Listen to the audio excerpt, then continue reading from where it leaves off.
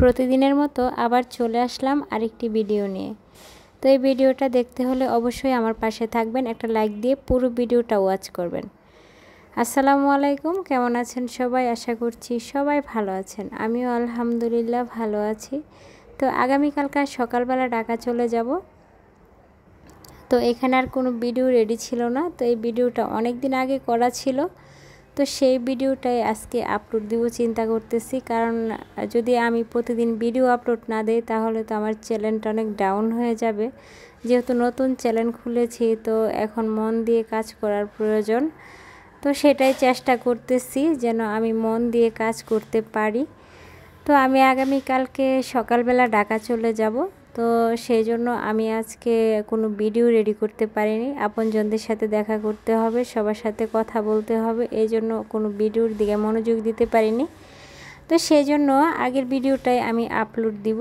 আর এই ভিডিওটাও কিন্তু এতটাও খারাপ না, আপনারা দেখলে বুঝতে পারবেন। আমার এই রান্নাটা একটা খুবই সুন্দর একটা রান্না। আমি আজকে যে ভেন্ডি দিয়ে এই মোরলা মাছটা রান্না করব। এই মোরলা মাছ দিয়ে ভেন্ডি দিয়ে কিন্তু খুবই টেস্টি হয়, আপনারা ট্রাই করতে পারেন। তো প্রথমে আমি এই মাছগুলারে একটু ভালো করে ভেজে নিব, আর বেশিও ভেজে শুটকি করে ফেলবো না, তাহলে খেতে ভালো লাগবে না। এই মোরলা মাছ তো এমনিতেই হালকা ভাজলে শক্ত হয়ে যায়। তো সেই জন্য আমি একটু ভেজে নিচ্ছি এই মাছগুলা। তো বেশি বললাম না, বেশি ভাজা যাবে না, অল্প ভাজতে হবে। তো এই যে আমার এই মাছগুলো প্রায় ভাজার কাছাকাছি হয়ে এসেছে, তো আমি আর বেশি ভাজবো না, এরকমই ভেজে নামিয়ে নিব।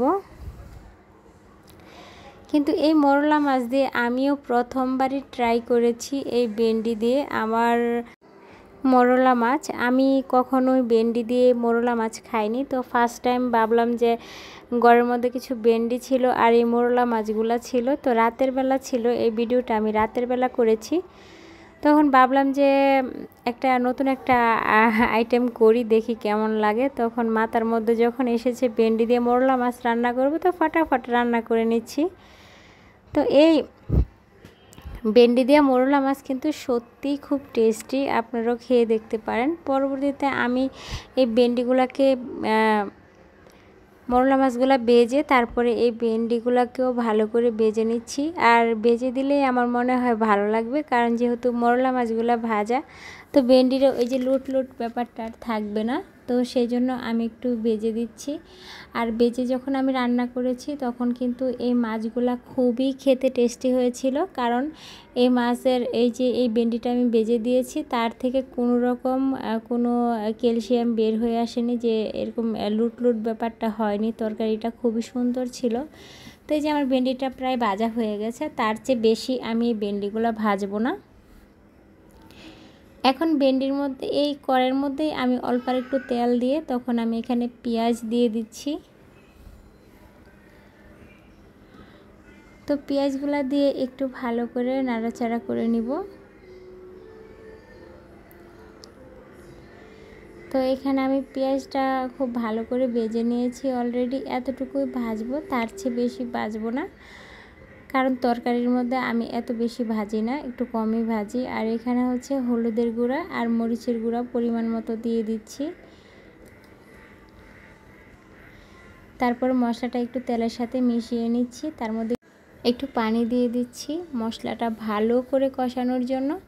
আর আমি বাড়িতে আসার পরে আমার গলাটা একটু বসে গেছে, যার জন্য আমার ভয়েসগুলো খুব খারাপ লাগতেছে। তারপরও কিছু করার নাই, ভয়েস তো দিতে হবে, ভিডিও যেহেতু প্রতিদিন দিতে হবে, ভয়েস যেমনই হোক দিতেই হবে। তো সেটাই চিন্তা ভাবনা করে আমি আজকে ভয়েসগুলো দিচ্ছি, কারণ আপনারা কেউ কিছু মনে করবেন না, আমার একটু ঠান্ডা লেগে গেছে। আমি যখন গ্রামে আসি তখন একটু ঠান্ডা লেগে যায়, তো গলার ভয়েসগুলো এমনিতেই চেঞ্জ হয়ে যায়। ঠান্ডা লাগলে একটু গলা টলা ব্যথা করে, যার জন্য এরকম হয়। তো এখানে মশলাটা আমি ভালো করে যখন কষিয়ে নিয়েছি, তেল ছেড়ে আসছে মশলা থেকে, তখন আমি তার মধ্যে ভেন্ডি দিয়ে একটু নাড়াচাড়া করে নিয়েছিলাম। তারপরে আমি এইখানে মোরলা মাছগুলো দিয়ে দিয়েছি। তো মোরলা মাছগুলো দিয়ে আমি ভালো করে একটু নাড়াচাড়া করে নিয়েছি। তো নাড়াচাড়া করে আমি এখানে জল দিয়ে দিয়েছি, যেহেতু আমি এখানে এত বেশি মশলার মধ্যে পানি রাখিনি। মশলা থেকে যখন তেল ছেড়ে এসেছিলো তখন আমি এই ভেন্ডি আর মোরলা মাছ দিয়ে দিয়েছিলাম। তো তার জন্য আমি সাথে সাথেই পানি দিয়ে দিয়েছি। তারপর একটু ঢাকনা দিয়ে দিলাম। তারপর একটু ঢাকনাটা খুলে 5 মিনিট পরে ঢাকনাটা খুলে আমি একটু নাড়াচাড়া করে দিচ্ছি। তো আবারও ঢাকনা দিয়ে দিচ্ছি। তো এখানে আবারও চলে আসলাম 2 মিনিট পরে নাড়া দিতে, কারণ গুঁড়া মাছ আমি এত বেশি রান্না করব না, সেই জন্য।